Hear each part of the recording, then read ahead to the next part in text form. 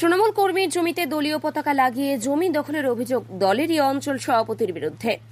দলীয় পতাকা লাগিয়ে কাকদ্বীপের রামগোপালপুরের এক তৃণমূল কর্মী চাষের জমি সহ 90 শতক জায়গা দখলের অভিযোগ উঠল দলেরই নেতার বিরুদ্ধে।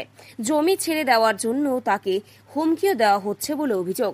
তারাপদ জানান, বাম আমলে ভূমিহীন হিসেবে ওই জায়গা তার ও স্ত্রীর নামে পাট্টা হয়। ওই জায়গায় চাষাবাদ করে তার সংসার চলে। তার অভিযোগ, সত্যব্রত মাইতি তথা কাকদ্বীপ পঞ্চায়েত সমিতির সহসভাপতির নেতৃত্বে দুষ্কৃতীরা এলাকায় দাপিয়ে বেড়ায়।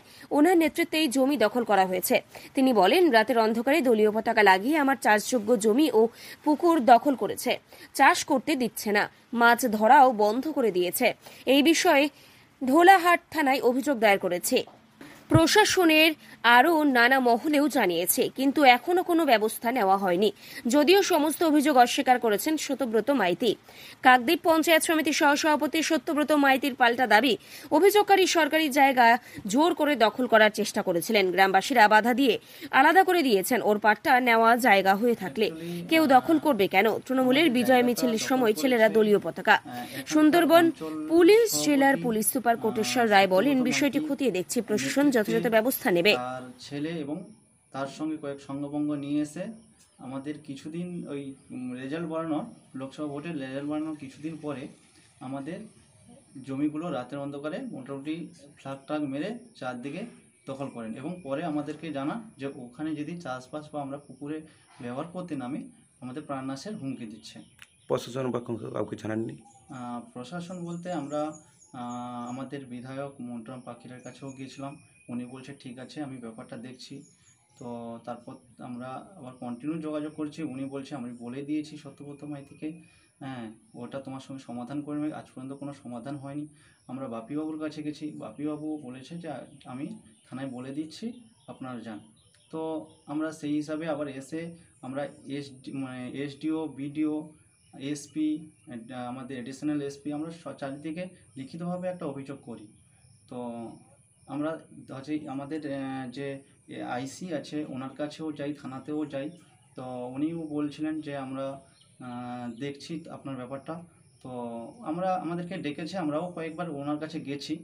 তো উনি একটু ব্যস্ত থাকার জন্য আমাদের সঙ্গে ঠিক মতন কথা বলতে পারেনি।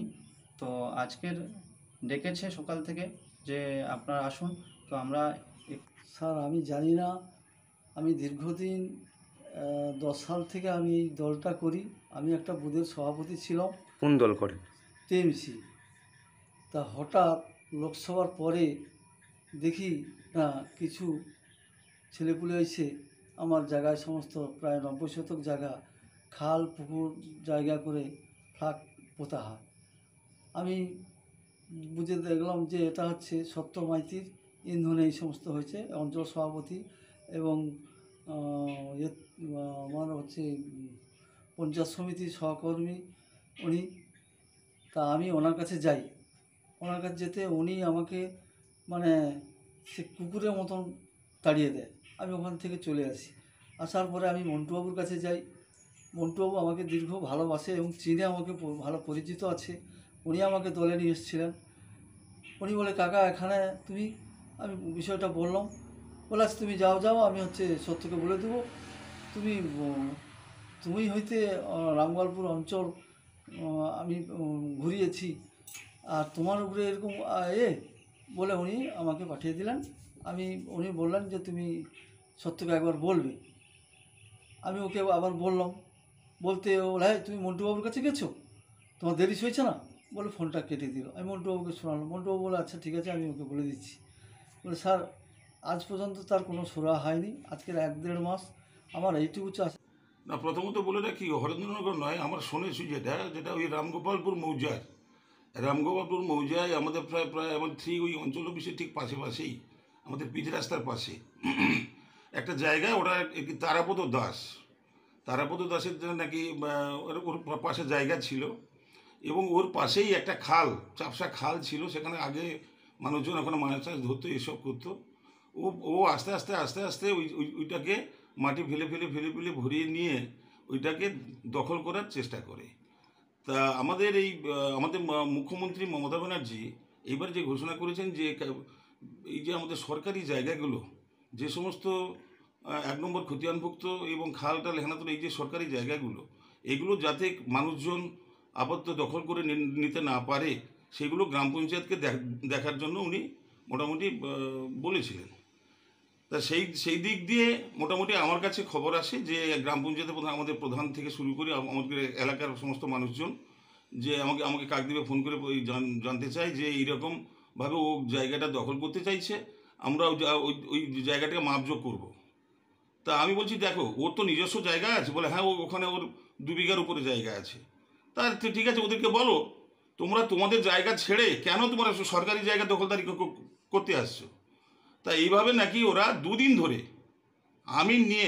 আমিন নিয়ে ওরা বাবা ছেলে মিলে বা ওর ফ্যামিলিদের সকলে মানে এমনকি ফিতা ধরে নাকি নিজেরা ফিতা ধরে গ্রামবাসীদের সঙ্গে প্রধান আমাদের ওখানে যে গ্রাম পঞ্চায়েতের প্রধান সহ বিষয়টা দেখুন, সারা পশ্চিমবাংলায় যা ইতিহাস হচ্ছে সেটাও রামগোপালপুর এই তপন দাসের 90 শতক জায়গা দখল করেছে তৃণমূলরা।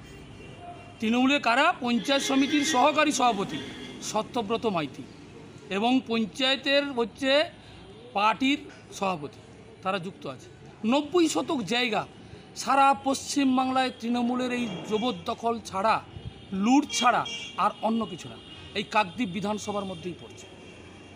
এই পশ্চিমবাংলায় যা পরিস্থিতি করেছে তৃণমূলের কাছে, এই তো দেখেছেন কেন্দ্রীয় সরকারের বাজেটে এবারে ওখান থেকে যেহেতু টাকা পয়সা লুটে খাওয়ার রাস্তাটা কমে যাচ্ছে, তখন হচ্ছে ঘুরে ঘুরে এটা গোষ্ঠীদ্বন্দ্ব। কিন্তু এই তপন দাস নামে যে ব্যক্তি, সে কিন্তু আগে তৃণমূল করত।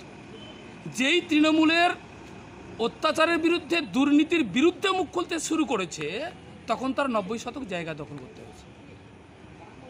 পাপ কোনোদিন বাপকে ছাড়ে না। এই তপন মাইতি, এই তপন দাসের যে জায়গাটা দখল করলো কে?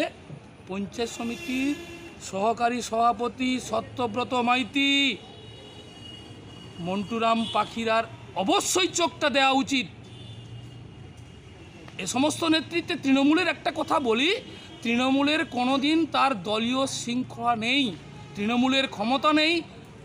ওই হচ্ছে সত্যব্রত মাইতিকে তার দলীয় সাসপেন্ড বা যা হয় অন্যান্য দলে যা থাকে, ক্ষমতা নেই। তো জোরের সঙ্গে বলছি, এই দুর্নীতি আরও